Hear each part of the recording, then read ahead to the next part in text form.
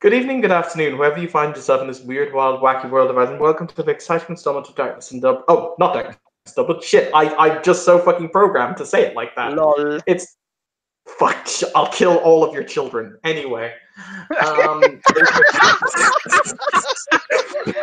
I'm childrenless. Fuck off. I'm sad now. It's okay. Welcome to the exciting scene of Odessa, The Dark Crusade, Season 2. Fuck yeah. I got it right the second time around. Silver medal. The team still got Black Dog about for killing children and shit. This scene is going to take place in the Marble Palace, which is, of course, the Elysium of the city of Odessa. The doors are spread wide this evening. Bear in mind, the Elysium typically opens most evenings, even if it is only for a few hours, so kindred of the evening have the opportunity to come, speak, converse, have pleasant conversation with one another, a little witty diatribe and banter. As you approach, you will state your name. There is a, if anyone looks, there is a Setite outside. Some of you may know her by the name of Nibetta, who takes the names outside. And when you have said your name, you are allowed inside. Important notes: you are not allowed to bring any ghouls in with you. They are asked to please stay outside. You are not allowed to bring any humans with you. They are likewise asked to please stay outside. And though you are allowed to carry your weapons, you are informed that drawing them in any kind of attempt to cause physical harm will be considered to have breached the hospitality of the Elysium. I felt as though I needed to start with all of these little provisos. I couldn't possibly say why. Inside the building, which I'm led to understand under the previous keeper of Elysium, who I believe was Gerard, was quite austere. However, now it is Toreador Primogen, and it was a garden of sculptures, of marble sculptures. Ah, yes, we threw all those out. It's fine. Don't worry about it. I'm sure that they look wonderful at the bottom of the river. Either that or she took them with her, in which case they look wonderful wherever it is she's put them. But now inside, it could be easily confused for the palace of a wealthy desert sheikh. So very long hanging veils of silk are draped everywhere. You will see beautifully embroidered cushions and large, comfortable seating areas with black wooden furniture, very expensive, imported, you would assume, at great personal expense from the heart of Africa in order to be here so that you may delectate on it. Everything is made from silver, everything is embossed, and everything is beautiful. There are a number of humans who are in this establishment, however, who went and twist their way around the inside of the building proper. They are dressed in sumptuous silks, not provocatively, but in a way to suggest wealth and power. After all, the kindred themselves are beings who oftentimes gravitate towards such. They will carry with them in their hands goblets filled with fine, sweet wine, Italians and Spanish reds, and all other in sundry.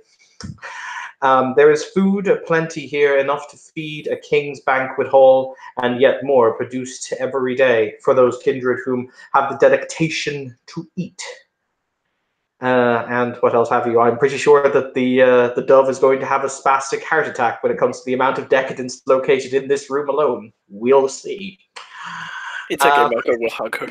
It's fine. It's fine. And yeah, with that in mind, the keeper has opened the Elysium for the evening. He himself will be seated in a high-back chair behind a desk as he is ironically, pouring over the accounts for this place. But yes, you are all free to enter, whomever would like to come in first. Right, Asher will be right on time, which means that he will not be fashionably late, since he is not a very fashionable man. And indeed, he will not dress very fashionable. He dress quite blasé, really, quite boring. Nothing special on his clothes whatsoever. Just like a commoner. And while he does that, he comes in. He says his name, which is Asher Nune Clenventru, and he will wait until he's allowed in. He will be polite to everyone, ghouls and the likes. As I said, the only other point of interest is you will notice a number, there are about 10 outside, individuals who are standing there rather silently wearing silver masks, who are very well armed and provided for and look as if they know how to handle the weapons that they themselves are holding. Asher is not armed, nor does he know how to handle... No, wait. He's not armed. That's fine. You are allowed into the Elysium all the same. Who wishes to show up next? Sure. Yeah, Irene will walk up and will pronounce her name. Quite possibly be let in. If not, something's going on. You're let in. I said you're let in. I figured. So yeah, she'll walk in. Will curtsy when she sees Asher. Asher will nod at Irene and say, "My lady." Sir Asher, it is a pleasure. Indeed it is. I've meant to talk to you sooner, but the schedule of late is quite Busy. I can demanding. understand. I've heard something about a boon. Ah, yes, of course. Our gracious sheriff has found it upon himself to show his authority by clamping down on me and your clanmate for not following his exact orders as he sees it. I see. I was not aware that there were orders involved. There was an arrangement made about a certain attack on a certain brazier.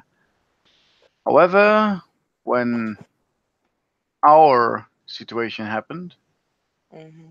I had no time to properly inform the sheriff that there's going to be a fourth attack happening, and he blames me and Madeline for not informing him so he could actually take part in our discovery of the brazier, and therefore a boon was owed according to him, and of course given. I see. Are you at peace with that? He is my clan elder. There is no question if I have peace with anything. The question remains, will we be continuing afterwards? Well, the answer is that, of course, we will continue to step forward to defend our city, but let's just say that I'll decline the sheriff's next proposition with a courtesy and a smile instead of finding myself owing a boon later. I understand. Perhaps we should talk in private about this at some point. Maybe we should. Would other people like to step inside just so we Yeah. keep the ball rolling? Margot will walk in. Well, walk to the door and state her name. Yep, you'll be allowed in. She was pretty sure she would. I mean, but she'll walk in. Ah, Lady Irene, it is good to see you again. And Asher.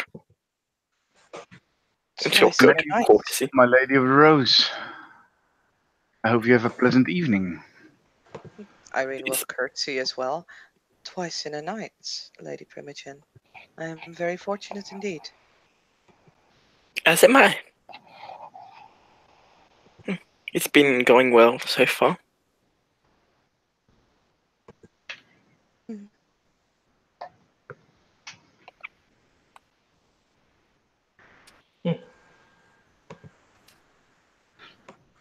So, next. The dove will, meekly turn up She has heard from some others that this is a place to come to meet other vampires, and she will turn up and walk in. She'll walk in. She looks very out of place, and she'll kind of look around, and she'll recognize some faces, I think, but all but one. Yeah, Marga will watch her, see if there's any expression of if she's not comfortable or how the place is, and knowing the dove as she does, she probably thinks like the dove is going to be really uncomfortable. So I'll just make a roll. There's no need. She looks. Sorry, unless you want to, but she looks like she's. I just threw it into Dice Roller 1 for the record. If anyone actually wants to make rolls, just continue. Sorry. She has an expression of suffering in silence. She doesn't look like particularly disgusted. She kind of knew what she was getting into.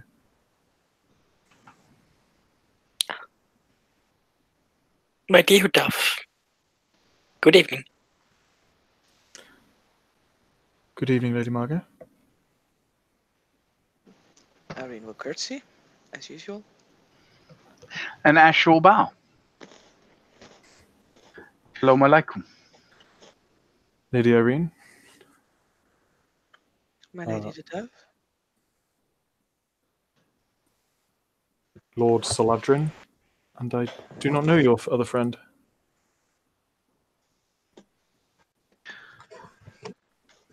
Saladrin's going to stand up at this point from his writing, and he has a silver dish in his hand, and he's eating dates. He will offer the dates to anyone who is interested. He likes dates. And basically he just got a handy dandy ritual that lets him eat food again, which is pretty nice. So he wants to eat the food. But he will offer an inclination of the head to the dove and to the others before he'll say, "Lady Aguirres, I have a piece of pertinent information for you." Irene will curtsy and will step up a few steps closer to him. My clan have now been able to ascertain with certainty. He'll offer her the dish of dates, date. Thank you, but no. My clan have now been able to ascertain with all certainty that the brazier that we located in the Arab slums was indeed false. Still to remain. I see. A shame, though, especially since, well, the other objective of that night was not received. Other objective? The individual we fought. We did not end it. Oh, contemplates his next words. We have him very well in hand. You have caught him? Yes. Or we can catch him when we choose to. I see. He left... He left enough of himself behind to form a tether, a link, that can be pulled at any time. Have you discussed this with any of the other court officials yet? I have no doubt that there will be a meeting. Okay. I have no doubt there will be a meeting about it at some point. My Primogen is aware of the fact, and she will more than likely raise it to the council when she sees fit. I see. I still want to talk to my Primogen personally, and I'm gonna make a subterfuge check not to look in a certain direction. There are some other matters that I'm thinking about regarding this. It is troubling. Wow, that's a good roll. That's 3 successes.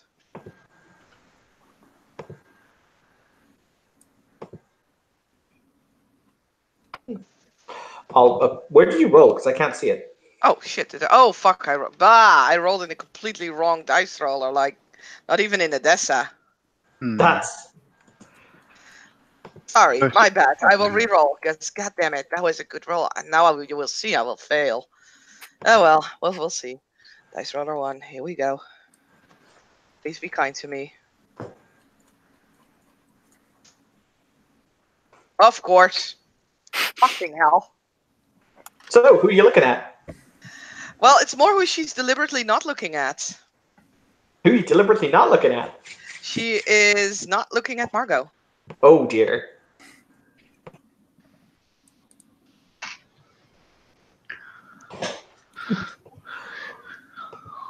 The snake kind of raises an eyebrow, but he doesn't say anything else. He will then kind of swan over, because I'm going to use the phrase swan as much as possible, to the rest of the group. He will offer his little tray of dates, a little dish of dates, like date.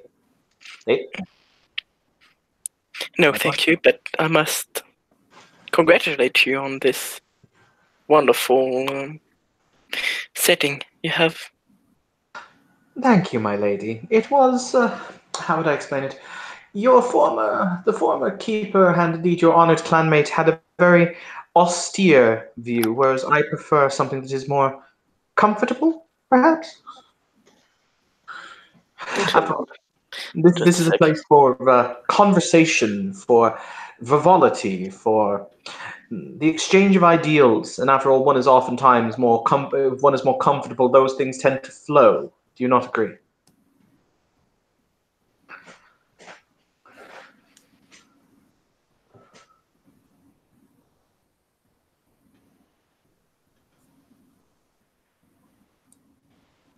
I think Nelson died.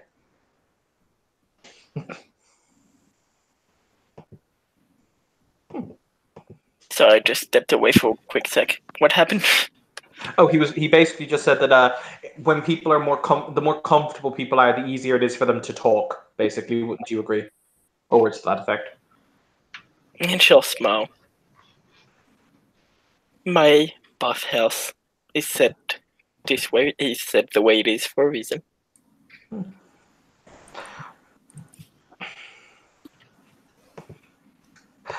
And Sir Asher, a pleasure to see you again. I hope that you're well this evening.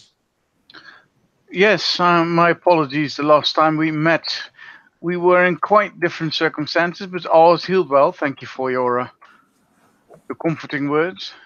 Good. I was hoping, before you leave this evening, to have a private word with you if that was possible. But of course, I wouldn't know what I could offer the great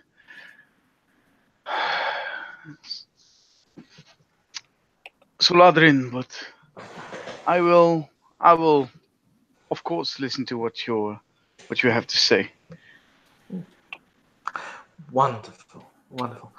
Now, where was I? Yes, I was going down to see if the shipment of wine had arrived. Unfortunately, when you have to get mules from Aleppo, you just never know when it's all going to go slightly sideways.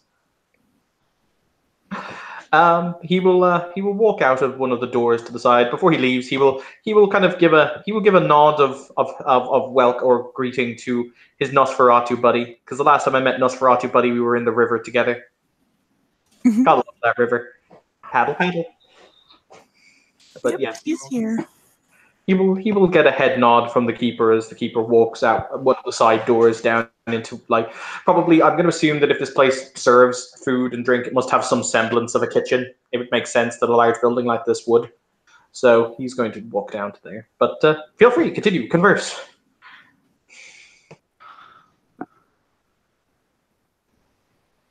Well, he gets a nod as he passes from the lump in the corner. And he might hear a chuckle if he's paying very close attention.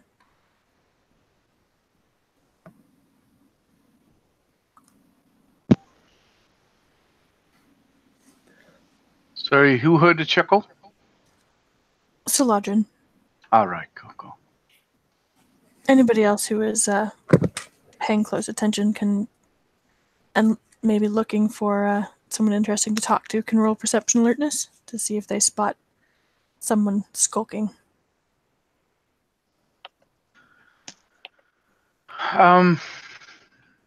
Asher's actually interested in talking to Irene to get. To Margot, and he will slowly make his way towards her. Likely, obviously. Marco sees the guy, but she'll just make a note for him right now as she sees someone approaching her. Hello, Asher. Hello again, Asher. You wish to... Oh, well, yeah, actually, she'll just say... Thank you very much for granting me this small moment. I was wondering, am I correct that the newly arrived lady is of your line? The dove? Yes, since I noticed that you have a particular care for her well-being. No, I just find her interesting, but she is of Clan Malkavian. Would you do me the honor of introducing me? And she'll smile. Ah, of course. And she'll walk to the dove. She's standing there. As you approach, you can hear that she's. You can actually hear that she's kind of like speaking under her breath. Kind of like hands clasped in front of her, and yeah, just very kind of like almost like only a whisper, but she's definitely talking to herself. As you approach, she will stop and look at you both. Lady Margot. The dove. This is Asher, a member of Clan Ventru. He wishes to meet you. A pleasure to meet you. Is he dressed like a Saracen? He is dressed like a Jew. I don't know what that is. So, but yeah, he's not dressed like a Frank. I'm not dressed like a Frank. I don't even speak French. But you'll figure it out later. Yes, so like he's actually quite humbly dressed. She will nod and say, I'm sure it is a pleasure to meet you. I am the dove. I have recently arrived in the city. I have been told I should introduce myself as a neonate of the clan of Malkavian. Well then, it behoves me to do the same. My name is Asher. I myself am also a neonate of Clan Ventru. A pleasure to meet you. I believe that I am one of the other most recent arrivals within this city. She will nod. And I how have hope you found it so far? In all honesty, I find it lacking in many things. But I do believe if I find something lacking, then it's up to me to make adjustments so it does not. I'm sure a noble attitude. I wouldn't say noble. It is a selfish thing for me to want something in a place where I live, where it is not here. A selfish act of a selfish man, nothing more. The dove pauses for a moment and then kind of nods appreciatively. Are you a man of faith? I'd like to think so, but then again, calling myself a man of faith would just sound arrogant. But yes, I do hold faith in the one God, as it is for me. Do you?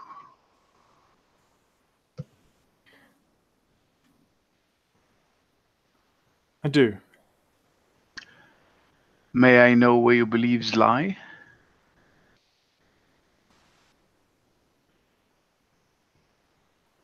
Where I come from, they are commonplace. In Octania, around Toulouse, north of the Pyrenees. Here, well, I have a heart given hope that I may find others, so that I may continue my spiritual growth. Now this is noble quest indeed. In myself, I do believe that spiritual growth is something we should all try and achieve. She nods and looks at Margot. Asher will turn to Margot as she is, of course, still within reach and part of this meeting, and he says, "My Lady Margot, Primogen of the Rose, I would like to extend one trivial boon for this introduction, and my deepest gratitude." A boon has been offered and accepted. I will come to you when I see something fit. Asher will then simply nod towards the primage of the clan Toreador, and then towards the dove, take 2 polite steps back, and As he is turning away from his polite steps, he that brush, you know what I mean, as you step back, that feeling that something's tugging on your clothing. Kind of, there's just a brush against the clothing of his robe, the hem, and a movement of air around him. as it happens, Asher will definitely turn, assuming that somebody wants his attention. Someone is standing quite close behind you, but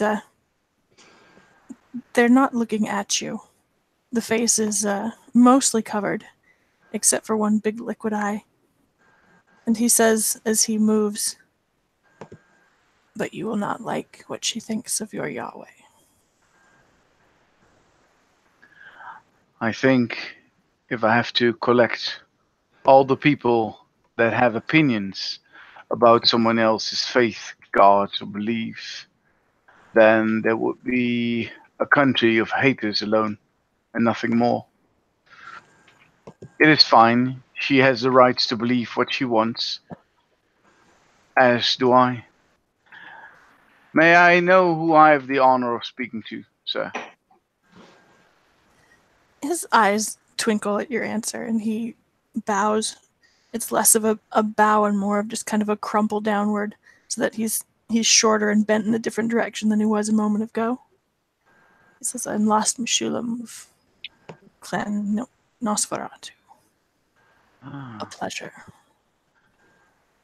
If you do not already know who I am, I my know. name is Asher. I assumed as much. Your clan is very skilled in knowing before asked. Yet again, still, you are owed a formal introduction, I suppose, as any other. So I will give you nonetheless. And he will bow and say, "Asher of Clan Ventru," knowing that he already knows, but feeling that this man, as any other man, has the right to a proper introduction. He studies you very interestedly as you introduce yourself, and then just nods. May I be of service to you, sir? I just want to say, as a side note, the keeper's walked back into the room and is sitting at his desk. And because I'm that dick, I'm going to pop on my Auspex. Effect immunity to breaching my own rules. Fuck yeah.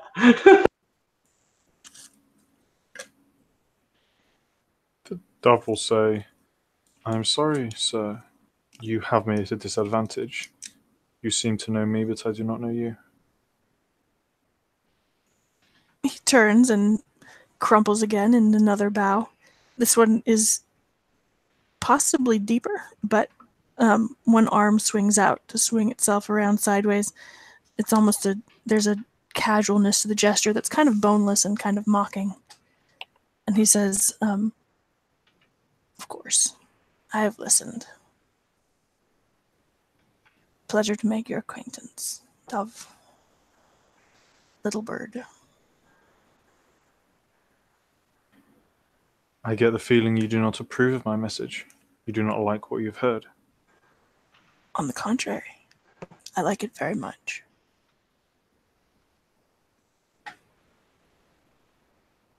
She cocks her head at that. That's not what she's used to hearing. I wish you good fortune and God's grace. Neither of which I expect you'll find here. I have not come here for God's grace. What do you expect we'll find here?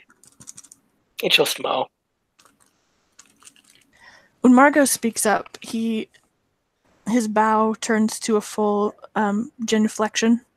He just kind of slides to the ground, touches his head to, well, you assume he touches his head. His rags are fairly loose and make it hard to follow exactly what he's doing, but you probably don't envy the Sedite who searched him at the door.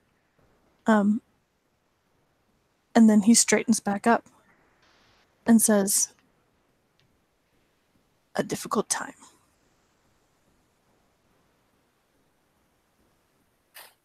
That may be true. Many here have gone through hard times. Even I, before I became primogen. And I am sure you have many more ahead of you, my lady. If it becomes hard to defend this city, then I will have many hard times ahead of me. I have no doubt you will face them all beautifully. Just smile. We are all tested.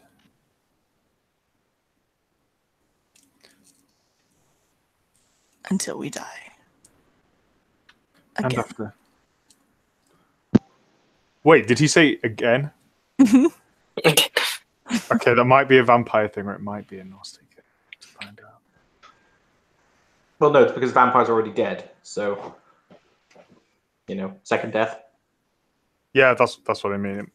Yeah, I'm grasping at straws. She will say, though, I have met with the prince, Lady Margot, Sir Asher.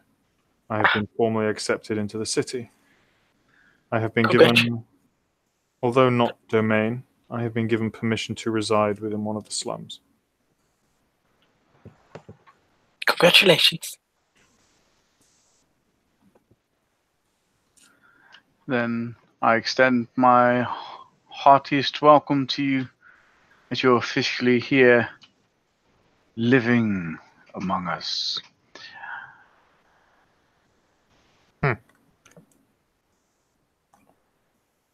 I would ask, I have been told by a few now that there is an element of social responsibility to existing within this city. The prince suggested that us neonates earn our keep by, well, he told us that there were demons abroad and that they had been countered by us, and that some of the neonates had been involved in that. I am not sure what I can offer, but I would like to. I'm not sure, sir, ma'am, that I am the person to extend this help towards. However, you are informed somewhat correct. It is true that we are besieged by, I think you would call them demons, yes. And again, you are correct that neonates, such as you yourself and I, do have to earn our keep, as it were, so we can be considered useful for the city and not just lifters on the wealth and prosperity. Looking up from his from the book that he's currently reading, Solodrin will raise a finger and he will say, I do not mean to correct you, Sir Asher, however, I feel I must. We are not, in fact, dealing with legions of demons or hordes of demons. We are, in fact, dealing with, at present, I believe, a single entity. The mainstay of the issues that we are currently facing are actually the mortal and indeed undead servants of the demons thereof. You would consider the hounds that attacked us not of the same sort? I thought they were of a demonic prosperity as well. I'm sorry if I'm wrong. I'm not like you are the expert, but I considered them to be not of equal value, but definitely of equal. I don't believe that they were fully Substance. I don't believe that they were fully sentient. They may have been summoned via power, but they themselves were not the power that you speak of. They were just puppets on a string for the cause in question. No, the current problem are those who are actively trucking with these entities, who are actively attempting to break down the barriers, etc. Well, luckily, it seems we need to get to only 2 more places.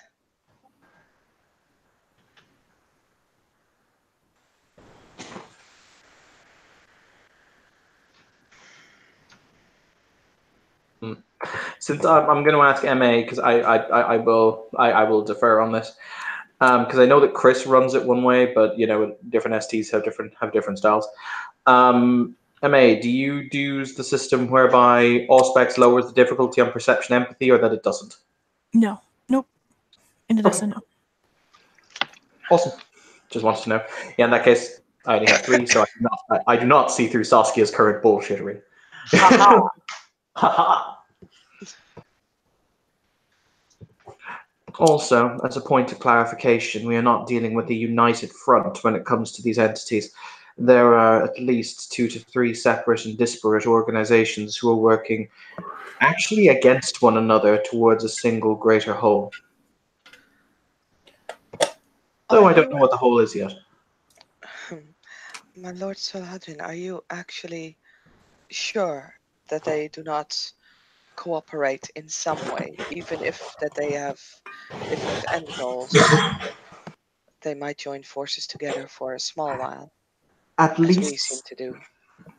some of them, I believe, will work together when their hands are pushed towards it. But unfortunately, I do not think that they are. No, there are definitely 2 distinct ideologies at work here who do not work with one another. That I These, of agree course. But as I've said before, I am more concerned with how it is that these entities are able to move as freely as they are. To that end, I have found an answer, interestingly enough. I see. But then again, that is something I will have to inform the Prince of before I can speak openly in Elysium on the topic. Of course. A tease. More so someone who understands the value of the spoken word, my friend. He's smirking. It's fairly obvious behind the rags. Or perhaps Sir Solhadrin, someone who understands the price of information, or appreciates it more than the safety of the city. You see him contemplate, like he actually kind of twists, the eyes half closed as he contemplates the answer before he will say that, or the revealing of the information in a public forum may be of more detriment to the city's current establishment than it is worth. That might be true, but I feel that is a difference of opinion. Although in this case, I tend to agree with you. It is like I said to you, my lady. I was amazed when it came to how such volumes of occult and pseudo esoteric objet d'art were simply leaking into the city, and how it was this had not been detected via certain individuals. I now have a more concrete answer. May I ask a question? By all means. Do the demons have souls? Yes. Oh, At least in a manner of speaking. They occupy the same space that a soul occupies. So if they occupy the same space, are they putting? Is it a layer over the soul? Is the original soul still there? No, the original soul is moved. So they do not have a soul unless you consider demons to be a soul. Correct. They are, in fact, a being formed nearly entirely from ephemera. For them to actively take a more physical practice requires an immense amount of effort. I believe they would have to be quite powerful in order to do so, but these are just conjecture at this point. I assume the longer that you make, it is like that. It is like the old tales of the jinn. If you make a bargain with the jinn, it will feed on what you give it and become more powerful. This is basic from the Quran, where they speak of jinn. It's basically the exact same premise, I believe. and what does your lord say about demons? My people believe that they are the servants of Apep, Apep being the great serpent who attempts each night to destroy Ra when he dies each evening to be reborn again each day. As it stands, we do not have as vehement, say, philosophical inclination. They are merely beings of their own, how would one say, motive, as we are beings of our motive. They are antithesis, but yet they are an understandable antithesis, whereas you view them as the categoric good and evil. We do not necessarily. But we have been informed that they are the enemy, so we will treat them as the enemy. They are. Should we not seek to save these lost souls? They may just be damned as we are. As I said, the instance in which I am speaking is complicated, but I am not 100% sure that the individual in question from which I am drawing my current postulation did not give up their soul willingly. Is the soul you speak of redeemable? Did they accept the overcoming of their original soul willingly, or is it a sort of, how would you say, I don't know. I don't know if there's a word for this. Is that not for God to judge upon? No, I'm not judging at all. I'm trying to understand if they have a soul and if it is a willing soul, if it has a chance of being redeemed or turned for good instead of all this bloodshed. Well, that would depend. If my hypothesis is correct, the soul itself has been split into at least 3 to 4 different pieces. The way I see it, it is not for us to decide. We are insignificant next to a demon in full power, as far as I've understood. If we manage to destroy one and the soul still exists, it will be weighed by God. If it was indeed trapped, I am sure God will have mercy on it. Oh, no. The soul is outside of the body. In this particular instance, it is bound to, well, ironically, certain items that I'm led to understand that you have encountered, my dear. The braziers. No. Ah, we're talking about those. I see. Yes. I have it on good authority that they are echoes or shards of the original soul of the writer of the tablets. I need to make a subterfuge roll again because something is just been explained to Irene that she was pondering for quite a while. Hooray! Helping! No, I'm not quite sure if you are, but you know. So if we see a light bulb, would that automatically mean that you don't have any success and we all can see that you just figured it out? Yes. This is one of Solidrin's friendly information dumps, kids. He has these on a semi-regular basis. I got 1, 2, 3, 4, 5 successes. Oh crap. Good luck dodging through that shit. Oh, Meshulam is going to reach out and wrap one bony hand around the dove's arm while this conversation is happening, and lean quite close. She will, I think, flinch slightly, but yeah, if he does it, he does it. What the lovely lady means is that if you dip your fingers in this cesspool, you will get them back stained by hellfire.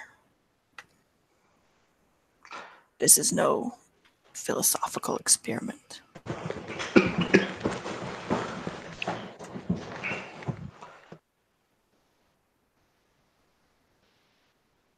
And then he lets go as though her arm burned him, and probably leaves a wet spot on her sleeve.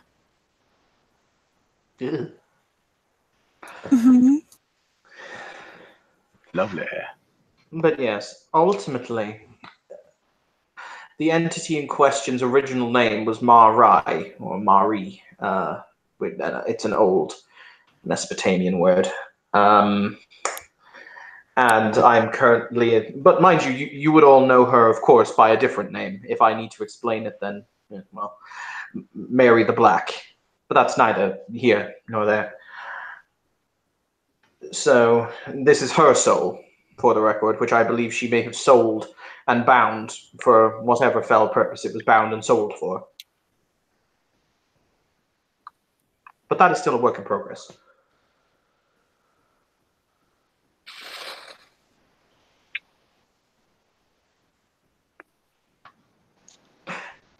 Does that answer your question, Sir Asher? Well, it answers questions, and if it answers the question and then leaves room for more questions. Ah. I like inquisitive minds. They tend not to be dull. So, Soladrin, I've asked you, Mhm. do you happen to know of an obsidian black city?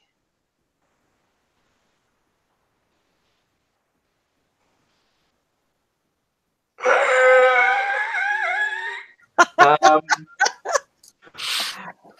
Sorry, that one wasn't in character. Awkward silence. It's no, awkward. it's because Evan's brain is just flicking through. Like there were a lot of these in like history, mythology. Like he's just kind of like, do you know of a black city? Yeah, several of them. Would you like to be more specific? I'm gonna kind of look at MA with giant puppy dog eyes and being like, what? If it What? hasn't been brought up in the context of your research, I'm going to say that his answer can only be as vague as I have perhaps heard rumors or something like that. Okay. There are several cities made of black stone, in inverted commas, that exist throughout several different mythologies and historical contexts. You would need to be more exact. I see. Why is it that one has come to the fore so much so that you feel you need to ask about it? I am not sure. Just a thing I've encountered. I thought it might be of some significance, but if there are so many, I'm sure it is not. Of course, everyone knows where Evan's mind immediately goes. It begins with E and ends in H. He will raise a finger and he will say, "Leave that with me. I will do some additional research." Of course, thank you. In what context was this given to you? Did you see something? Has someone said something? It would be very helpful for me to know in what context it was learned, so I can figure out what context to begin my research. Just give me a moment while I'm swapping through my blue booking. All fucking 4 pages of it. I have seen it.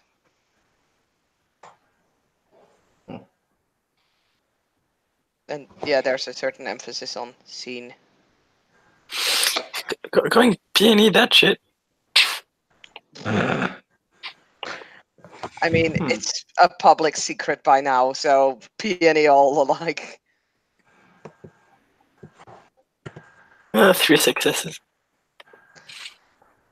There is an implication in the seeing. She's trying to make something clear to Solahadrin. I don't know if you've ever heard Irene having visions before. I think she heard rumors about it. Something maybe. I was going to say, considering I also have them, we're good. I know. That's sweet, sweet oracular ability, yo. He sits there and he's genuinely thinking about it for a couple of moments before he'll say, "Fascinating, interesting." But as it pertains to the current situation, I have supplied your Prince Ulrich with the information I have garnered from his tablet. I have also managed to translate a third, so I am now starting to get more of the story. Interesting. I will look forward to it. Needless to say, if any of you become aware that there are black pieces of clay with ancient writings on them, don't touch them, and please inform someone in authority. Thank you. Mostly because we do not need... If you touch them, I am led to understand if you are not necessarily very strong-willed. Because Solidrin did touch one. We actually had to clarify this. And he basically went, "Oh, that's nice. I have all the willpower in the universe. Bitch, slap the ghost." But he says, if you are not necessarily... I'm loath to say strong of will, but it is the correct phrase for this particular instance. Then it can yield to some quite unpleasant results, I'm led to understand. But there are more. There is at least 2 more that exist, I think. You keep making me roll subterfuge there, bitch. I'm sorry. It's your friendly Solidrin information dump. 3 successes this time. Yeah, fuck it. Why not? Let's just continue this P&E trade wherever the fuck it goes. I hate you. I mean, you don't, but okay. Wow, I beat you. I saw the 4 successes. It was yes, and then I saw the 1. I was like, oh. 1, 2, 3, 4. I have 5 successes, Saskia. Hi. Okay. Irene looks highly uncomfortable for a moment. Oh dear. Are we gonna have a private talk about the... okay. I'm gonna file that one away for later. That one's going in the later file. But no, your offer to help is noted, Dove. I would recommend, if you actually wish to be of use in this matter, reporting to the... He looks at Asher. I'm led to understand the sheriff has taken some aspect of this investigation and onto himself. Is this a fair statement? I have not been informed of this through any official channels, you understand? I think then if my official keeper would want an official answer, then it might be wise to ask for the official person. I don't want to give answers that I'm later having to pay a boon for in order to make corrections. You know what I mean? Pay a boon for? Oh, we'll figure it out in the end. Don't worry. Interesting. Very well. I will send a missive to the sheriff and ask if he has decided to take on this responsibility onto himself, because if that is indeed the case, then if the Dove wishes to be of use, she should ask him for what help he requires. See? Official. We can do that. I must go for this evening, but thank you again, Soladrin, for this wonderful place. You're very welcome. You are always welcome here, Primogen, and I shall hope that your footsteps are ever found in shadow. And she'll nod. Thank you. And she'll say, well, she'll bow to everyone, and she'll, actually to Michelin, she'll say, Michelin, may I see you tomorrow night at your earliest convenience? He's busy bowing back. And like for just a second, like his head has gone down to touch the floor, and for just a second he like slips and it hits the floor again with a notable. Oh God, no! We're gonna have to Oh, that And was. he looks up with some surprise and says, "My lady." My Lady Primogen, before you leave, I would like to have a meeting with you, if possible tomorrow, but this week. Of course. You can come by Beth House tomorrow. Thank you. And she'll bow and leave. Good night, everyone. Night, Nelson. Right. I dude. Asher will nod. As she does, Meshulam kind of pulls himself back into the corners, away from the conversation. Oh, dear.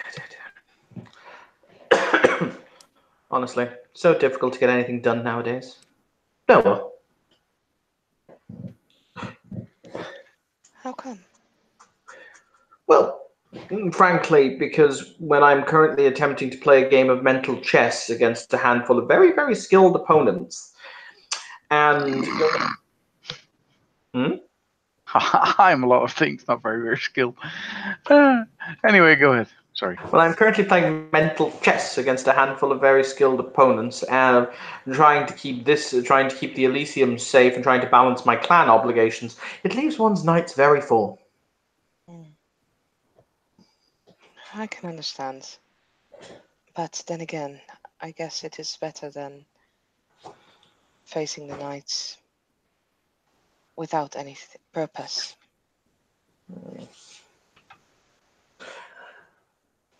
Needless to say, I am somewhat chagrined with the statement that the last brazier we went to was in fact a fake. These things happen. Oh, to add insult to injury, there was in fact one extraordinary power the brazier was given, if you're interested. Oh? The ability to produce far more smoke than was needed. No shit. Mm-hmm. Quite interesting. It's a shame. Well, Nevertheless, At we least- will deal with it. at least being set on fire had its perks. It seems that you've recovered well, and I'm glad for it. Yes. My kind innately do not like fire. I'm not very big on light as a general whole. You will notice that this room is quite dimly lit, actually. We're not big on light as a general whole. But c'est la vie, c'est la vie. It is much the shadows that you prefer, then. Irene will smile.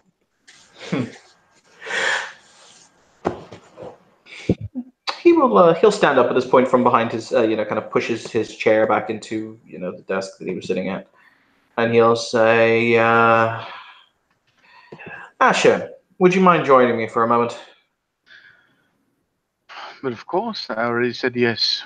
Wind the line now. Lovely. If you care to step this way. Asher follows, looking at Irene as he goes, nods to the rest of the room, and then leaves with Saladrin. Basically, he's not going to take you very far. He's just going to take you out into one of the corridors that are outside of the Elysium. And he closes the door behind you and he'll say, a minor consideration. Clan Septite are interested in the interviewing of the prisoner that you managed to take from the last brazier incident, and I merely wish to understand his current position, predicament, and what you would feel would be suitable recompense for us borrowing him for an evening. You may be present, of course. I am sure. However, currently I have taken upon myself to take care of him, and he's unable to utter a word. A lot of things have been burned, you see. And if I would make a choice as to let you borrow him, I'm sure I would have to pay through my nose again towards the sheriff in order to yet again give something or throw something away. So I think if you want to interview or talk to the the captured individual, you'll have to pick it up with the sheriff. After all, I do not want to pick a fight with the greatest authority we have in the city next to the prince, obviously. The seneschal. You know what I mean, Saladrin? Yes, I do. Am I led to understand that due to your involvement with the...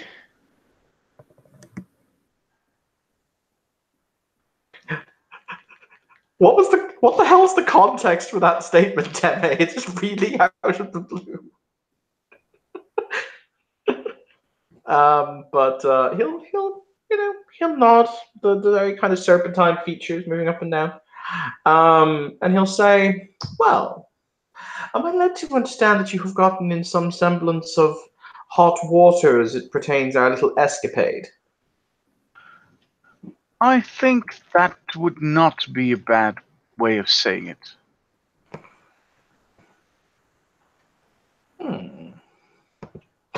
But Let's just say that in an argument between an elder and a neonate, it doesn't matter if you have arguments that actually work.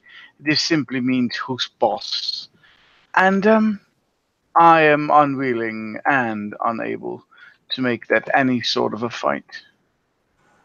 So, yes, I relinquished part of that authority to the party involved, and I am swim in my hot water, so to speak. Well, that is an interesting conundrum that you face. It's an issue, but nothing that will not be solved by time, I hope. The sheriff is aware that the brazier in question that he has decided to chastise you for was fake, right? I don't think I was chastised for not capturing the right brazier. Ah. Interesting. Very good. Well, I have made the petition. You are within your rights to, of course, refuse me, and I shall not take offense. We are, after all, I should hope, friends, Master Asher. There's that wonderful Setite smile. Smiling snake. Asher will simply say, the world is made of friends until they are not. Quite right. Quite right. I shall not keep you. My apologies to have dragged you away from the conversation, but as I said, when one must do one's clan's business, one must do one's clan's business. I hold no offense. If I was in your position of authority and power, I might have done exactly the same. However, I am not. I hold nothing against you. You simply do your duty as I must. Very good, very good. The two of them will stride. Saladrin will stride back out and retake his chair. So, my apologies for that. Such rudeness dragging the conversation away, but I needed to deal with, as I said, minor clan business. I must say, my dear, he'll say, looking towards the dove, I found our conversation the other evening to be most stimulating.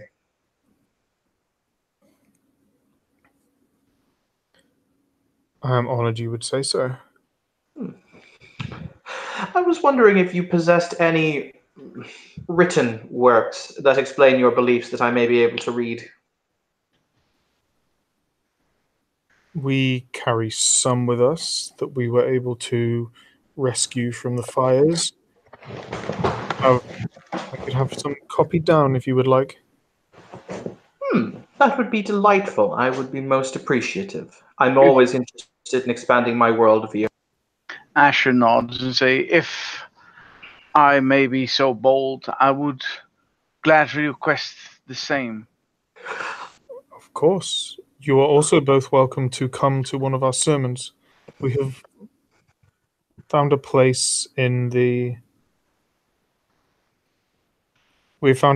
slums. We hold them almost constantly.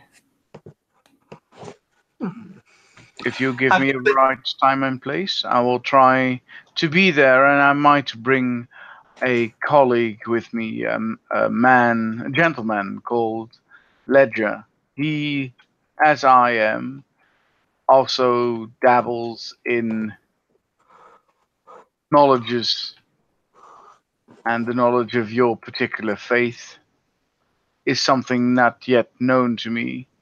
Therefore, I would like to know more. Have you claimed this area in which you hold your services as your rightful domain? We have not.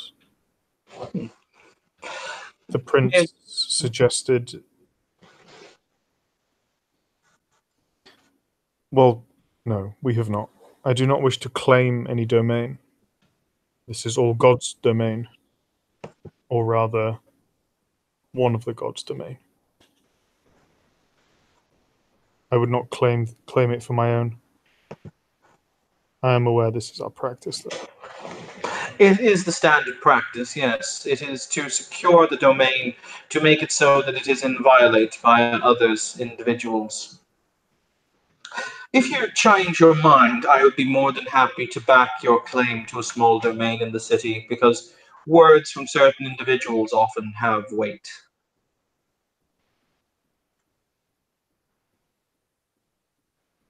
I ask nothing in exchange, just a small symbol of the goodwill between Clan Setite and Clan Malkavian.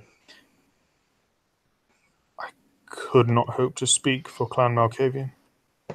No. However, oftentimes good deeds lend their own credence.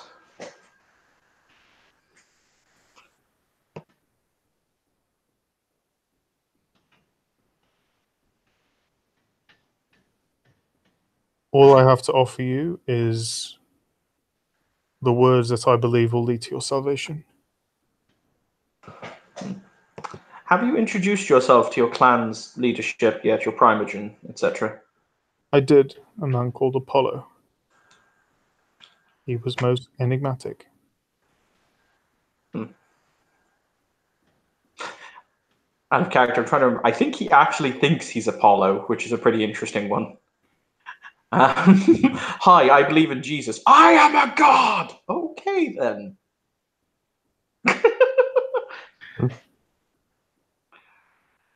But,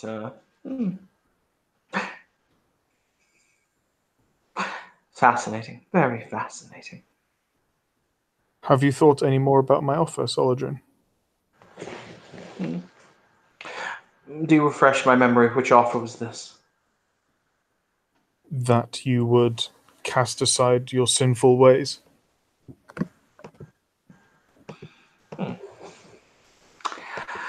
I went to Abraham's Fountain the other day in pursuit of certain information, which I'm grateful to say that I acquired. And it was the first time I had looked upon the waters in Abraham's Fountain. Have you done so yet? No, I have not. Should I? I recommend that you should. If this is your true and God-given belief, I recommend that you should look upon it. It looked, when I looked at it through my various senses given to me by the blood, like I was staring at a new dawning sun. A privilege, a rare one among our kind, I am sure. Indeed. However, I believe that if you make a pilgrimage there, it may answer some of your questions. Then I will. Thank you. You're very welcome.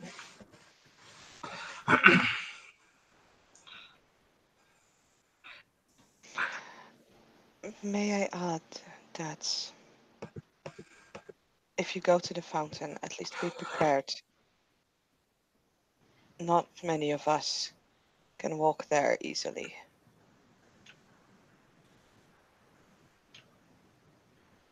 I had also heard this. Not all the roads that one should walk are easy to walk. No, but a warning in advance would ease the burden somewhat. Or at least can strengthen one for the path that one wishes to take.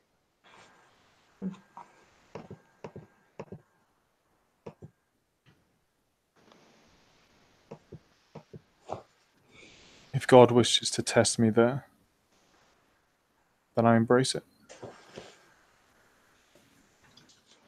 Of course. All that's going through Solitron's head right now is, can I bring popcorn? Hmm.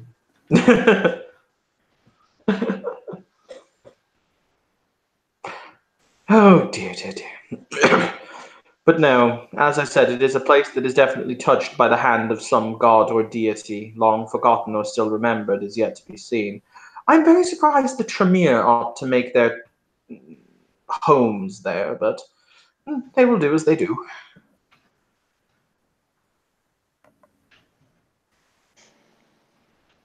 Many of our kind work in mysterious ways. Yes, an individual you should meet, however, Lady Dove, is a woman there who uses her faith, I believe, in the powers of God, and uses it to heal the sick, the injured, the lame, the crippled. Whilst I was there, she laid her hands upon a leper and cured his sickness, Ooh, or at least retarded it. that's interesting. The wishing woman is quite extraordinary. Mind you, she does this in complete contravention of the silence of the blood, so it is also dangerous if she is indeed using other worldly powers. But I think that in her you may find a kindred spirit. Perhaps.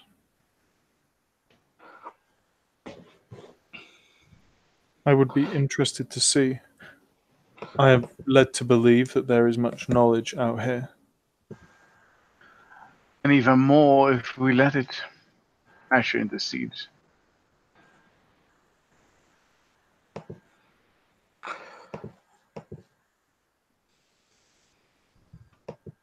What I mean with this, Miss Dove, is that there are many things we do not yet know, and some things we ban from our minds because you deem them not to be worthy of reading. But if you put away the thought that nothing is unreadable and you open your mind to everything that you can read, you might learn things that you never knew were there unless you open your mind. New ideas, new thoughts, and such.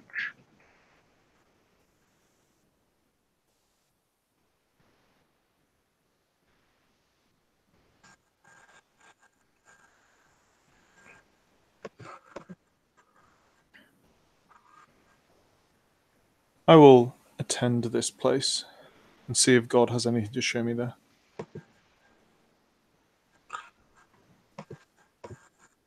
I feel that healing the sick, though, is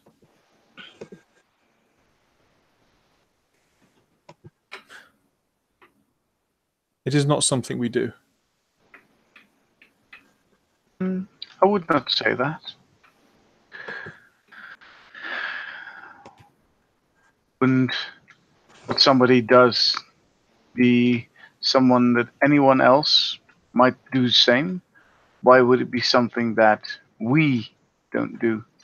Is there something that you wouldn't do? I meant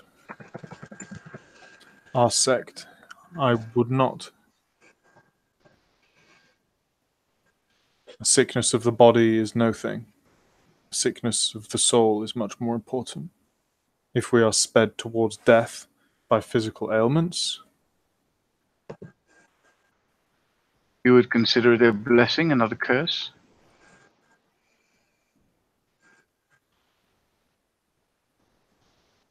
sorry, what was that? You would consider it a blessing, not a curse? Yes.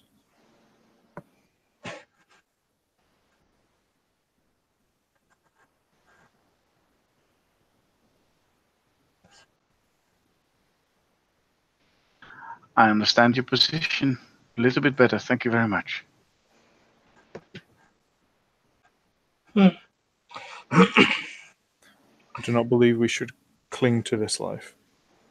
It is not so No. precious. I think I see your point. And I assume suicide or taking your own life is a act of unholiness or It is a something great against a sin. That's what you call a sin. violence against yourself.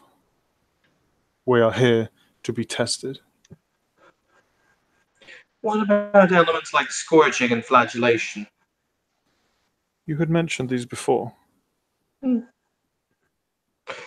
curiosity. I'm curious if life is suffering, does extending your own suffering in some way bring you closer to the concept of the Almighty? It may, but it is not something we do. It is violence. We do not sully our hands with our own blood. So you believe that all violence is a sin? Yes. So you would not raise hand to defend someone you loved? No. Nor myself. How fascinating. Death to the blood puppets! Do you believe that your care for someone is then never good enough to keep them safe?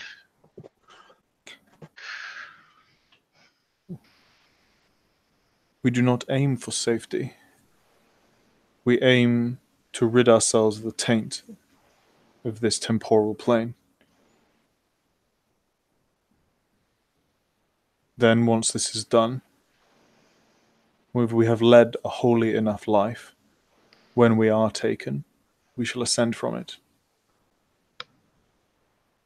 So may I assume that if a fight were to break out, you would not rise up and defend others nor yourself, because you believe this is part of your test of suffering? You're accurate.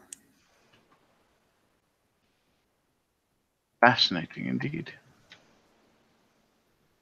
Violence is anathema.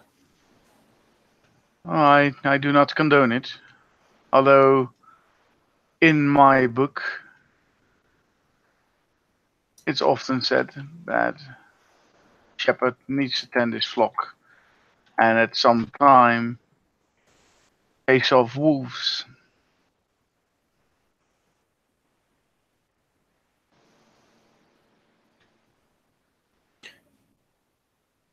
The concept of a shepherd taming a flock, I believe, is often, an accurate metaphor for us, but I do not believe it is a merciful one. For what does a shepherd do with his flock? He kills them. Well, that is one way to look at it. I would say that a butcher kills the animal. The shepherd might lead him to the butcher, but not necessarily does the butchering himself. So I would say that a good shepherd or a caring shepherd would not butcher his sheep, but simply tend to care for them and nothing more. But this is very much into detail of what should or should not. I am not familiar with butchery and shepherds outside of metaphor, unfortunately. We do not eat the flesh of anything with a soul. You have no rules for kosherness within your religion? We do Or not. for the lack of the better word, of course. We do not call it this, but we do not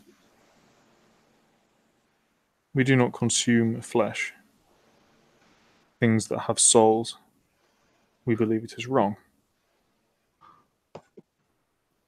Wrong towards whom? Towards yourself. Same with violence. Interesting. We do not believe that the true victim of violence is the victim of it. It is the one wielding it. Death and pain are temporary. The tarnishing of one's soul. This is a much more serious issue.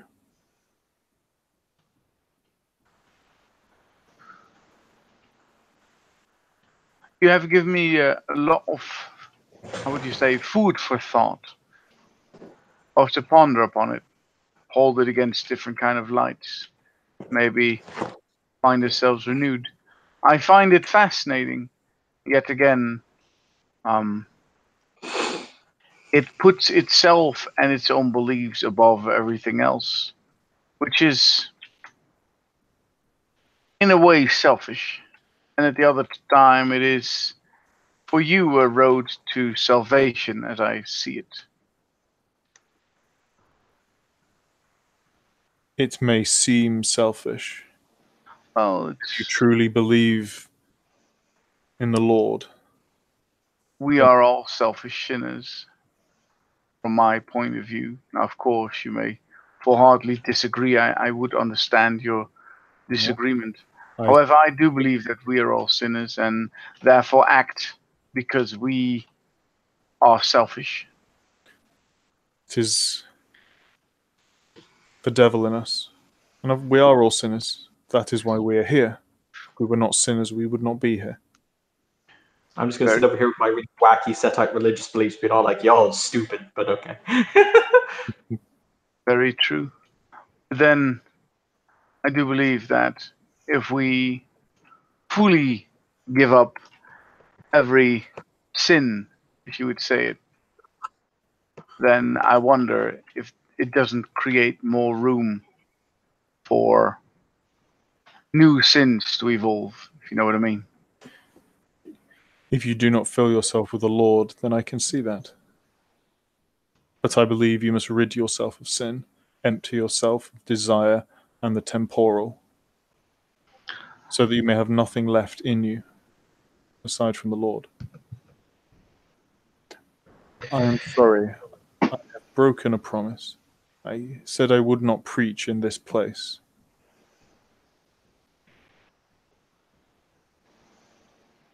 I was not familiar with this promise, or I would not have questioned you this thoroughly on your personal beliefs. But I do extend a welcome to visit me and talk about your beliefs of what sin is. I should like that.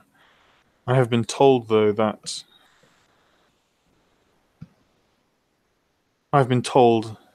the evidence of the fact has made itself apparent in our travels here from Toulouse, that merely talking can often get oneself in a lot of trouble.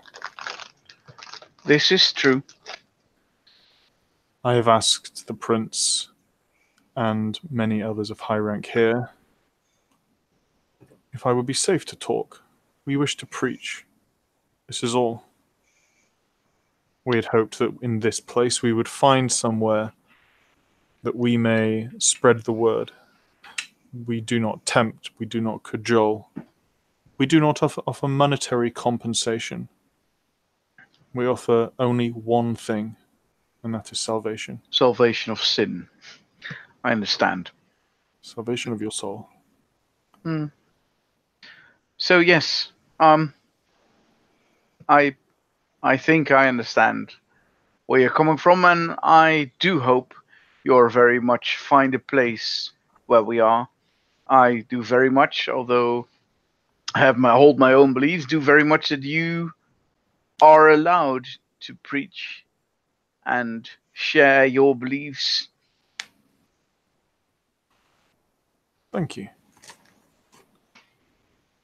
While I, of course, hope that one day you will see it as I do. Of course, and I would say likewise. But then again, I am not you. I do not wish others to feel or believe what I believe.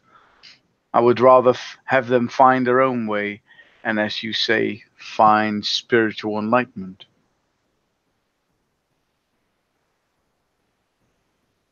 But to each his own.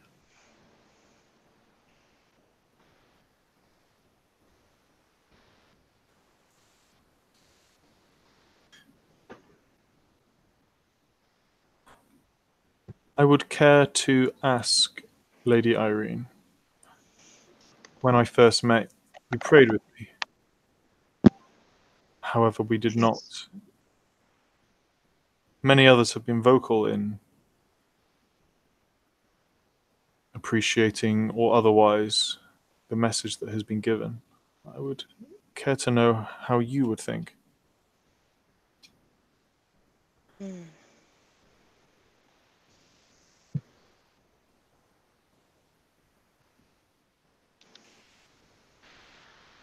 I think that there is a merit in your message.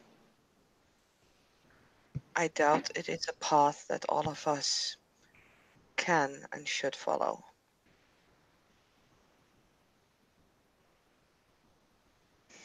I think there are many ways that we can reach God and that God can reach us. Broadly agree. In our faith, we try to keep mythology and pomp to a minimum. Our ceremonies are simple. We believe that many faiths are corrupted by pomp, by ceremony, by wealth, by importance. I would agree that one may come to salvation through many paths.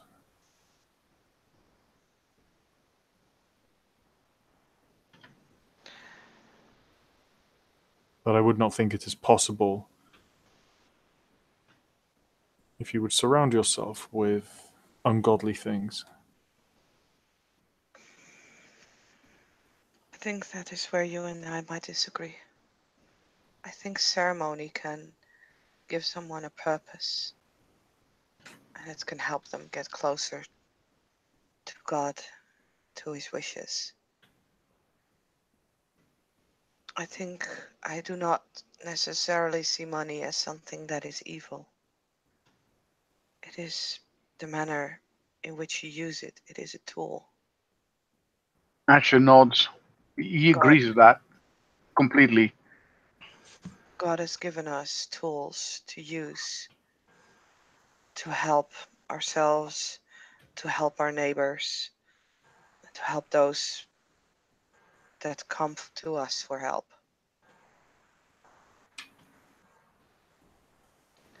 Like a sword that can be used to fight on the side of God or God- against it. God does not need your help. God does not, but my neighbor does. And one of his wishes is that we help each other and we help our neighbors. So I will fight for my neighbor, and I will buy a medicine for him if he needs it, or bread or clothing. God does not I wish will us to help our assist. neighbours. Even the Catholic commandments do not say that. They say to love thy neighbour. And that is my interpretation. Loving them, helping them, reaching out to them. That is what we do also. But we do not offer bread. We do not offer offence. We do not offer violence on their behalf. Do you eat bread? You, yourself.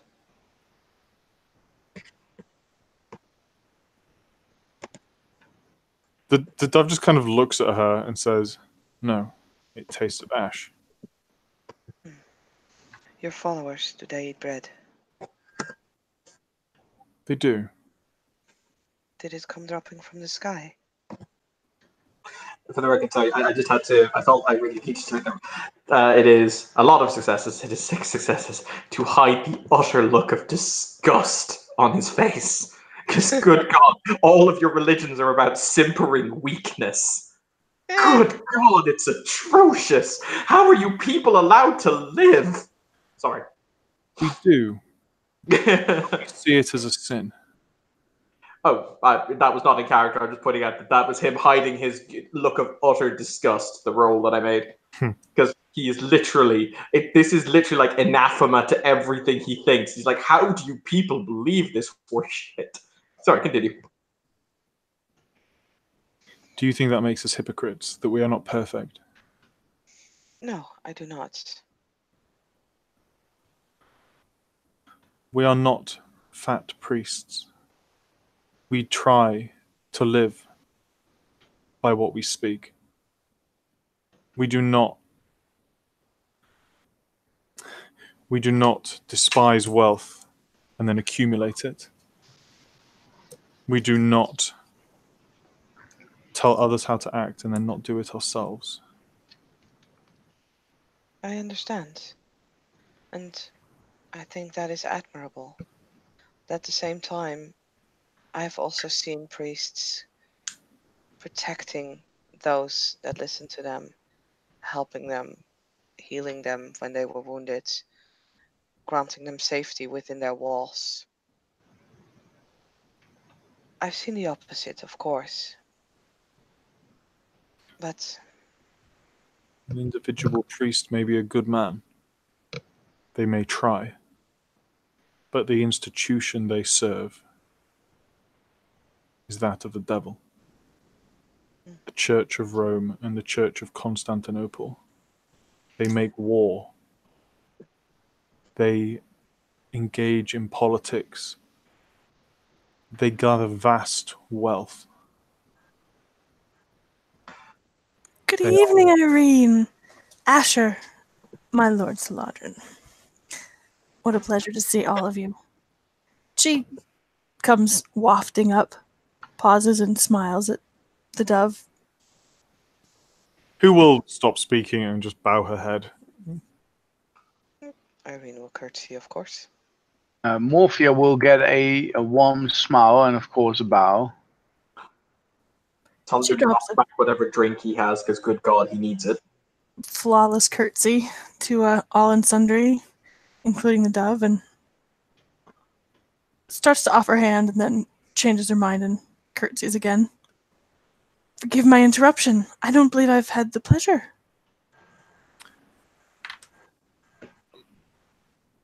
I am called the Dove, Oh, a neonate of the clan of Malkavian.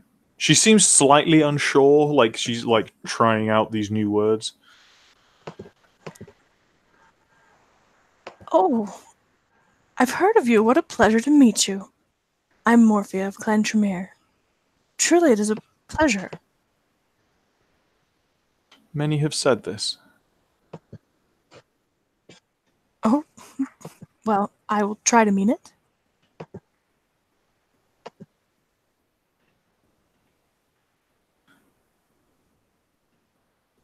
If you do. Was the titter as nervous as it was made to seem? Because good God. Do you want to peony it?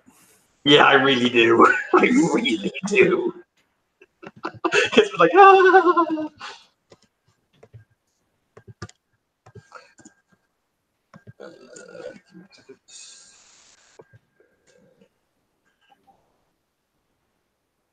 Only one success. Those ones though.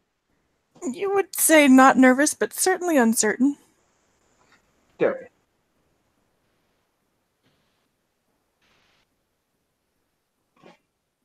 I have heard little of your clan.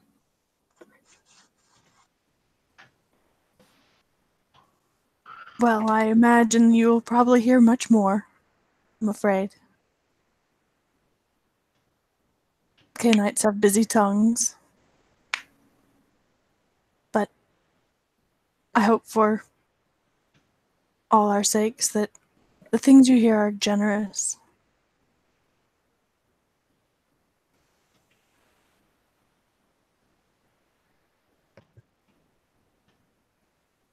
She doesn't really say anything. Is she dressed like finely? Oh yes, yes, she is dressed quite finely. Her clothes are definitely very much in the mortal style. Like whatever's in fashion is what Morphia is wearing. In the fashion for wealthy people, not just, any fashion. She's picked a very particular fashion. I am sorry, Lady Morphia. I am unused to this setting. I fear I may be dull conversation. I am unaware of if there is any etiquette when I am meeting others aside from the introduction. Well, I won't hold it against you. Please, don't be fussed. Really, it's very nice to meet you. Why?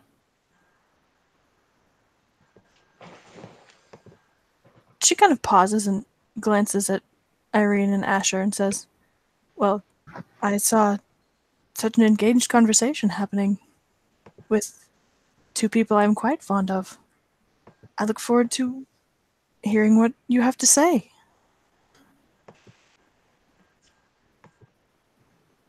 Unless, of course, I'm interrupting, in which case... No?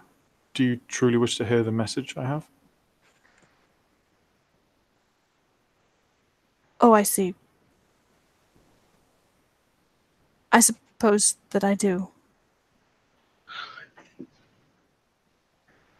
I would ask you to cast away your temporal trappings. I would ask you to reject the life of sin we all lead. I would ask you to reject all worldly things and make room in your heart only for the Lord, so that your soul may have salvation.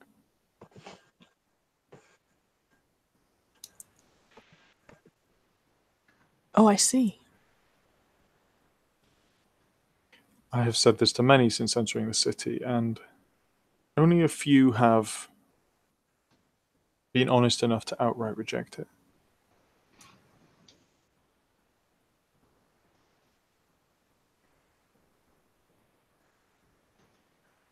And she looks around the room and says, and in fact they are here, looking at the three people that are with her.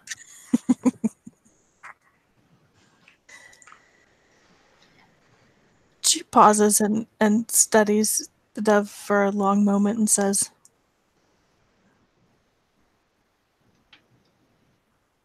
it seems like a very nice idea. And I do wish you well of it.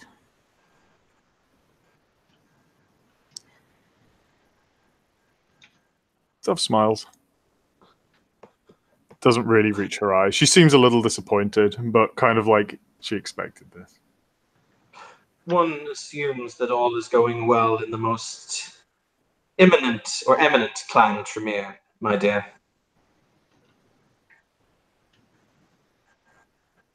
She turns towards Slodrin and smiles, clasps her hands in front of her.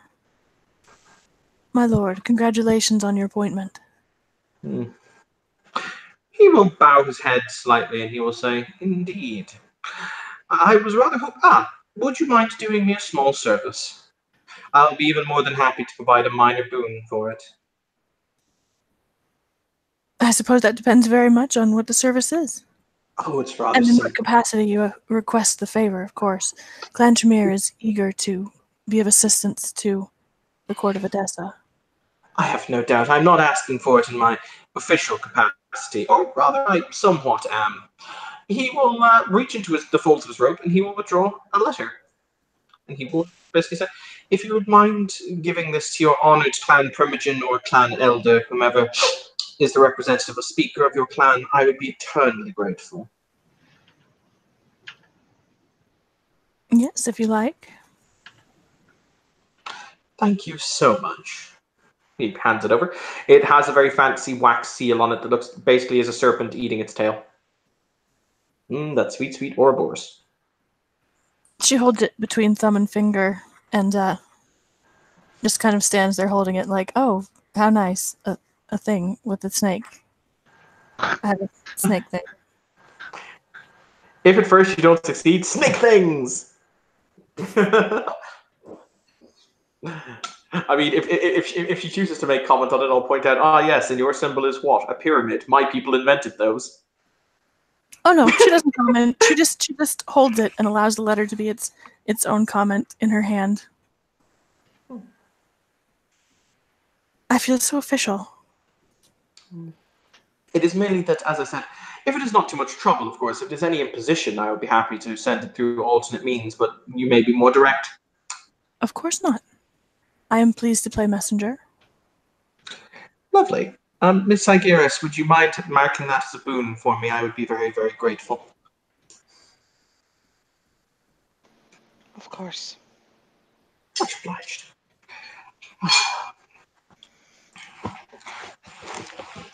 He looks at the dove and he'll say, our conversations and official business can oftentimes become so convoluted.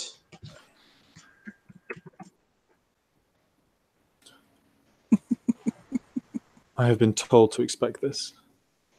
Do you know what a boon is in our context? It is a form of currency, no? Many of us live for so long that we accrue vast fortunes, so money, the physical capital of coin, is not interesting, or rather, it does not hold great value to us. So, in place of that, boons have become the manner in which trade is conducted. They are essentially favors. So, for example, I have offered a minor boon to my fine lady here, Lady Morphia, in which case she may ask me for a minor service at some point. I will then it will then be reimbursed, etc. Simple. There's a record kept by the city's harpies, one of which is Miss Igeris. She'll So just you are a banker of favors, Lady Irene. of my duties to the city, yes. I wouldn't say a banker, Asher seems more like a bookkeeper.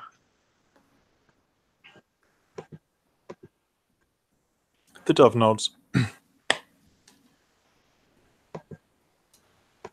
And what may one be expected to do? I feel I would be a poor person to be owed by, for I can do little. I'm afraid, my dove, that what you can do in the eyes of those who have and hold boons with your name on it is up to them. Failing to meet one of those requirements would make you quite poor in our society. For example, a minor boon is a minor trivial thing, like, for example, something that would not require more than a couple of hours worth of my labor as an entity. I cannot do anything that would directly place myself in danger, etc., but I can do a minor service. If somebody was to have a major boon, for example, at that point, I would be required to do much more. For example, and he'll say this entirely casually, ending a life, for example. I see.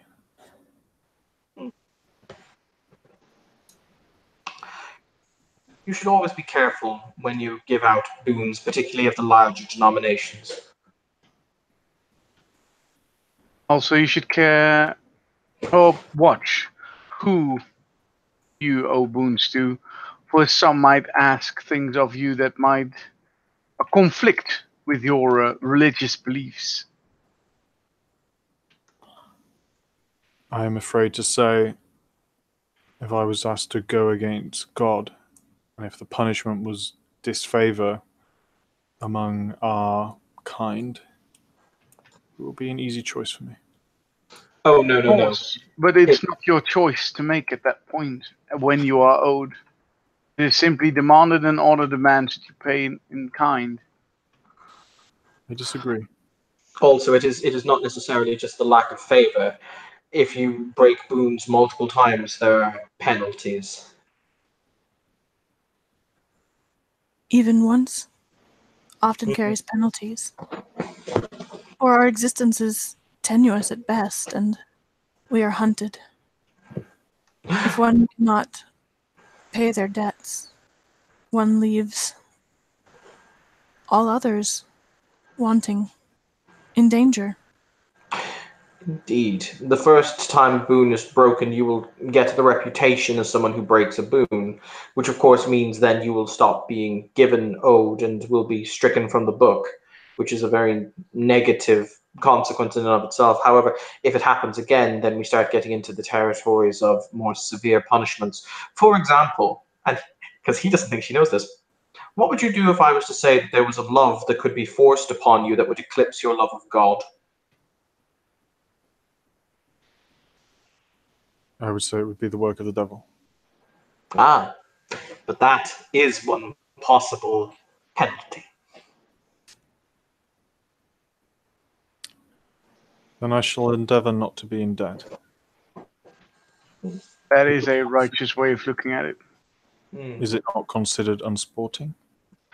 The point is, in time, and I do say in time, when you are becoming more and more part of this society, you will understand that survival sometimes demands boons owed by others. Oh, well, that is quite right then.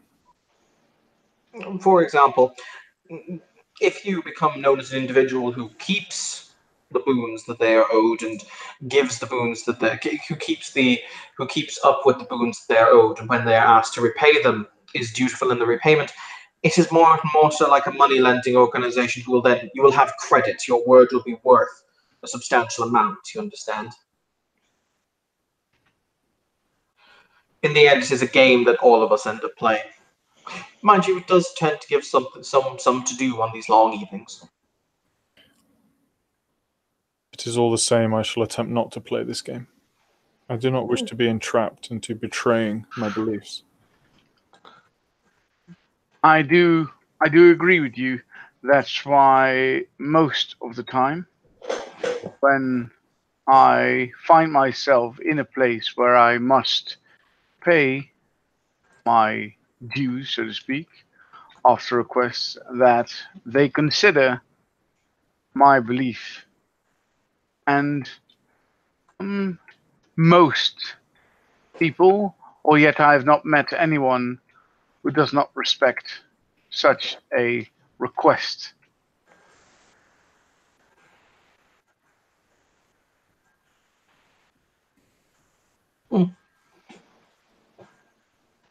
C'est la vie. These things do occur. When you say "c'est la vie," her head turns quickly, and she meets Laban's eye and says, "C'est la mort." And honestly, I'm out of character. That's the complete extent of my French. But so, if you wish to continue with wordplay, she will engage you with great delight. But as an ST, I cannot. That is fine. No, he is, however, highly amused because, for the record, that is the old answer to "C'est la vie," "C'est la mort." It's very rarely used though nowadays. Well, to me, it could also be "c'est la guerre." Anyway, fair. Ooh, write that out. I don't know what that word is. Guerre means that's war. Spelled that way? Yeah. Ooh, learned a thing. Thank you. Sorry. But no, he picks up a small hand mirror, and you can see he's writing something at the moment, but he's writing it in the mirror, so he's writing it back to front, basically. Fun fact. But he'll say, no, as I said, boons are an interesting conundrum. As I said, I personally quite enjoy the game of boons, but then again, my clan have always been somewhat infamous for our love of games. We particularly enjoy word games. I find myself nervous about the boon I am owed. I'm not a particularly strong player of games. Then you should really have to ask for something that is straightforward and exact. Well then, merely a drop of blood. I think that's a bit higher than I need to actually. I think that's a thing. I don't think that is a minor boon. But No. he'll smile and he'll say, Now, remember the rules. If you can talk me into giving you a major boon, then I'd be bound to do so. Are you trying to convince me to become a better player? What an interesting challenge you offer. He'll smile and he'll say, he will look at the dog and he'll say, another piece of advice. Never, regardless whom it is, unless it is about to be consumed by a follower, render unto anyone your blood if you can avoid it. I had not planned to, but thank you. And there's just going to be or leave for 2 minutes because he's coming back.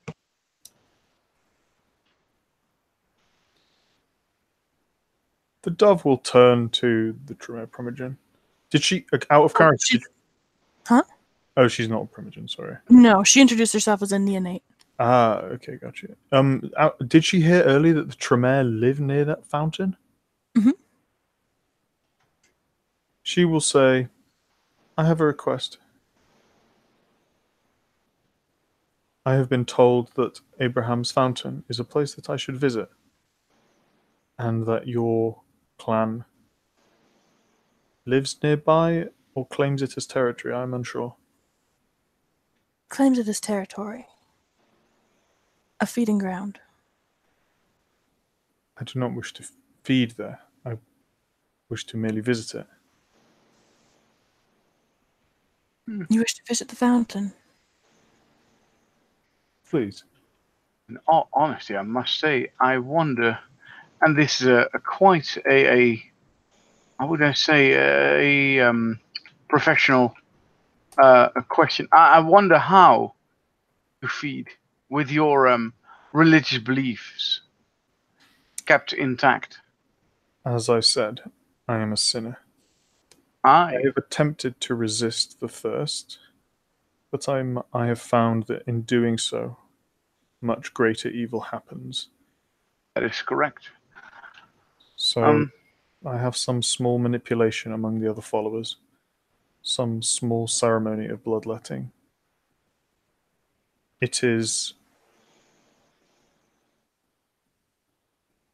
one of my many hypocrisies, but I have found no other way. Indeed, a very selfish deed, but I, as all others, do quite understand where it comes from. I myself found it quite hideous to suddenly find myself unable to resist an urge so physical, but still as mentally demanding as our thirst for sustenance. Yes, I attempted fasting, hoping that it would break it. So have I. The results were not pretty. I do not wish to. So like me, you have found a way for blood to come to you in a more voluntary kind of way. I suppose, but I do not pretend it is not a thing of evil that I do. Oh no, I would not. I would not demand it to be called otherwise, but a sin. It is, and I am most ashamed of it. Indeed. Well, in this case, we do find ourselves in the same ship, as it were. Both sinners, but reluctantly doing so. We have been trapped into this. We are indeed Simple trapped and damned. Oh, what have I walked back into? I hope one day to be free of it.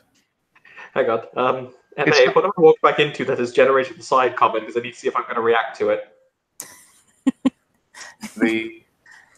Well, right now you're just walking back into Asher and the dove having a very intense conversation while Morphia scans the room looking like she needs to be rescued. The release of said damnation is, in all honesty, quite easy. However, then selfishness prevents me from going through with the search of that final salvation. But then again, you believe, other than I, that a form of,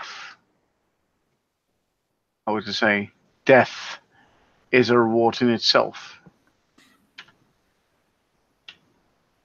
I believe that I have lived and died many times, and my soul has not reached perfection. Likely I will not in this lifetime either. But some, if I am pure enough, then I may ascend. This is my hope. Lived and died many times. Yes.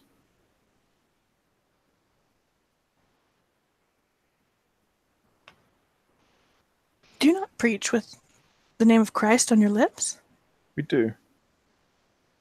The Church of Rome and Constantinople would believe that they have a monopoly on the message of Christ, but they do not. They're ordained by heaven. They are ordained by Satan. Oh, well. Now we throw for frenzy. I was going to say that wasn't in character laugh. Oh dear, we actually rolling for frenzy? I think that's legit. 1 second. Because I have to actually get up and be proactive if you frenzy. Yes, you do. I'm very close by. Can I look extremely innocent while you rip each other apart? Yeah, roll to look innocent. All right. Well, it's all going to happen today, boys. Okay. Sorry, I have to check Yeah. what your shit is. I didn't have the sheet open. I'm sorry, I should have, because I knew this was going to happen. Because I'm terrible. When he frenzied, was that with NPCs or was that with PCs? I wasn't exactly sure of that. Because like, if it's 2 frenzies in a row, my response is going to be, God dang it, MA. I know. It was with NPCs, and I do feel a little bad for my poor NPC that I'm throwing under this bus again. Sorry, all NPCs. Just sad to be you. Okay.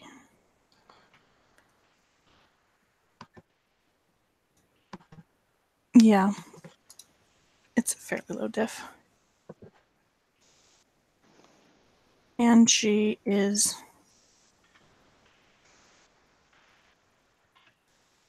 We have house rules on roads that I don't have memorized because I'm also a terrible person. I'm sorry. If you're 7 or above, or 8 or above, you get bonuses. Oh, the difficulty is lower. I don't know what she is. She's a Tremere, so likely not very high. Oh, exactly. I think it actually starts at... Unless she's Road of Kings or something, actually, to be fair. Or she Nope, just she didn't. ate a few vampires before she got here. She has success. She's just fine. So, the lot of you standing there see very clearly the appearance of fangs in her mouth. But she swallows them, not literally. And and then promptly turns and walks away.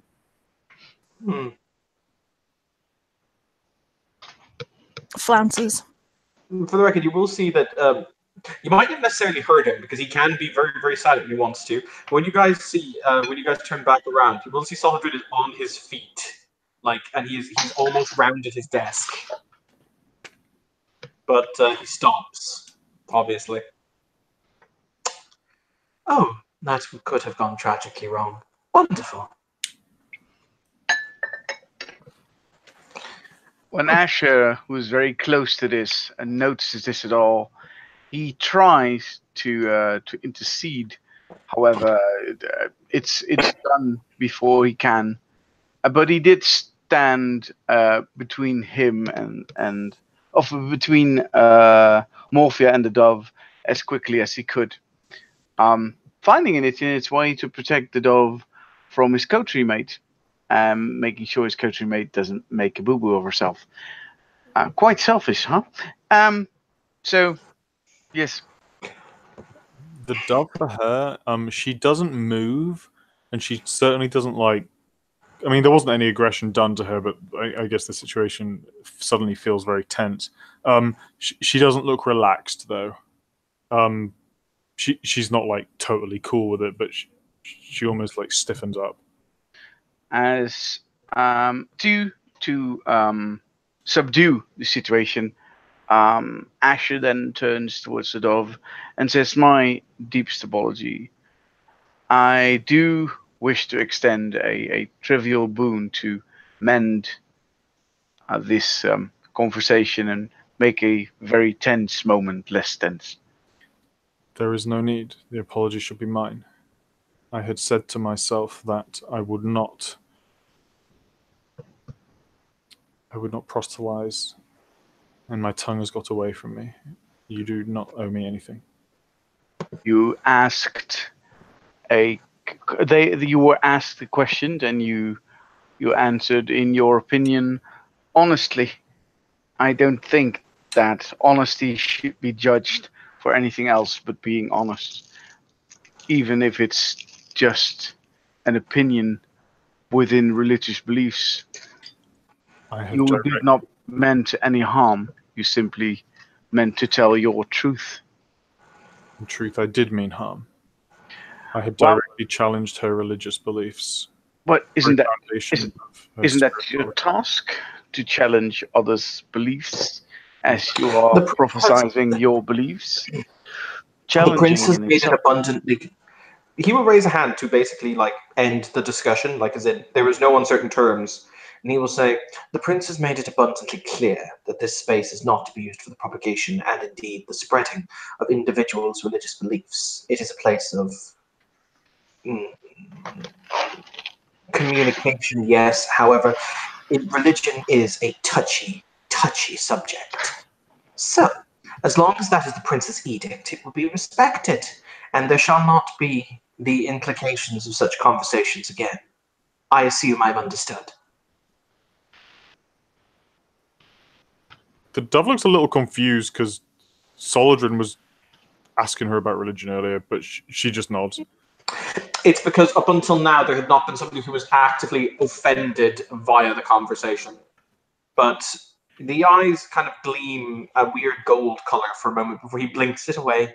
He'll smile and he will say, I am merely upholding the wishes of the prince in this matter. We are all friends here. It's just that certain people are prickly on certain topics, and it is my duty to make sure that all are safe beneath this roof. So we shall not address certain topics in the future, I feel, particularly with those whom we do not know are capable of having the discourse. I understand. Very good. Very good. Now then, if you'll excuse me, gentlemen, and Lady Dove, I must borrow Miss Igeris for a few moments, because I must unfortunately then take my leave. The Elysium will of course stay open for your delectations, etc., but I will not be here, but that is neither here nor there. May I borrow you, Miss Irene, before I leave?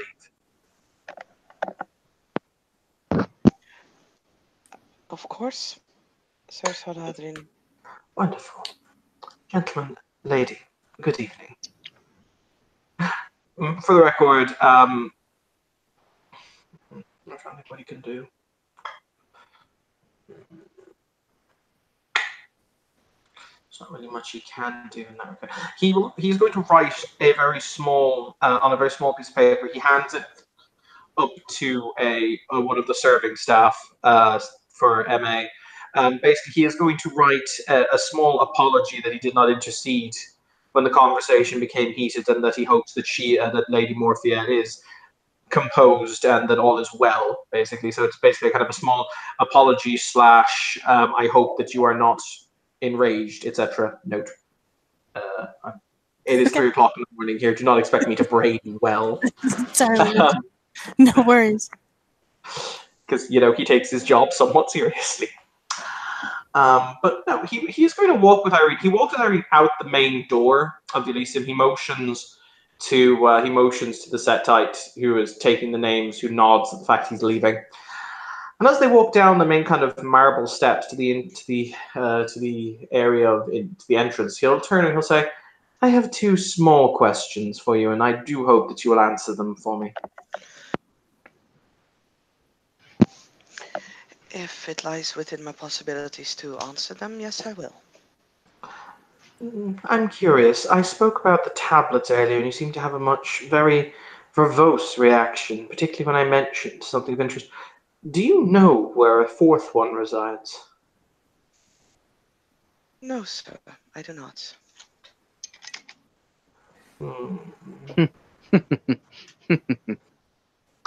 Let's peony that.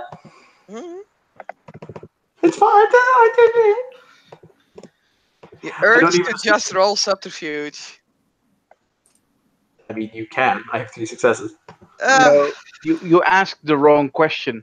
Her answer can always be no. Your way of questioning was wrong. I'm asking the question the way he would ask the question. I know He's being incredibly blunt. it's not a judgment, but you can't roll. Her answer will always be the same. Well, I have 2 successes. She is absolutely telling the truth. Yep.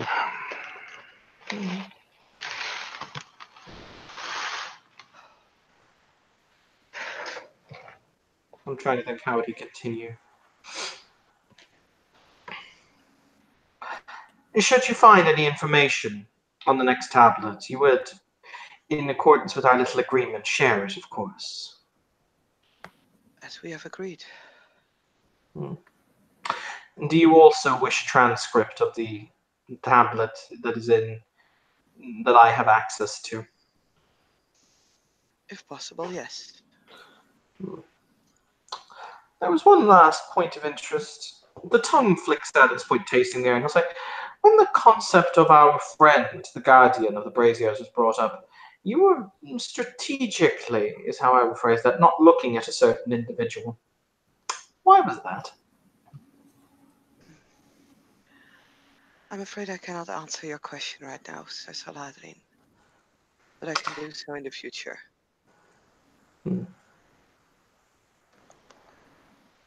I will have to speak with the prince and the seneschal first. As you understand. Absolutely. Though your silence has answered the question, I feel. Has it then? Oh, yes. But until then, he will lean out and he will kiss her. He will take her hand, but he won't kiss it. He'll stop. I was gonna say, what? By the way, which He- hand are you taking? I think you traditionally take the right hand, don't you? I Okay. can't honestly remember. Absolutely. Yeah. There's a But, wedding ring around her finger. And yeah, this has always been there before, but you know, I'm not usually stating out those things, but That's fine. He will stop just above the finger. He won't kiss it, so he does the thing of the faux kiss. But he will say, "In that case, I shall see you anon, my lady." it was a pleasure as always, Sir Saladrin. And Irene will curtsy. I mean, you guys keep role playing, but it's really late, so I kind of want to kill the broadcast. Yeah, that's cool. I'm going to sleep as well. So thank you, players, for playing. Thank you, watchers, for watching. This has been another scene in the Deaths of the Dark Crusade. I'm not going to say Darkness in Dublin because I fucked myself up that already once. Victory is mine.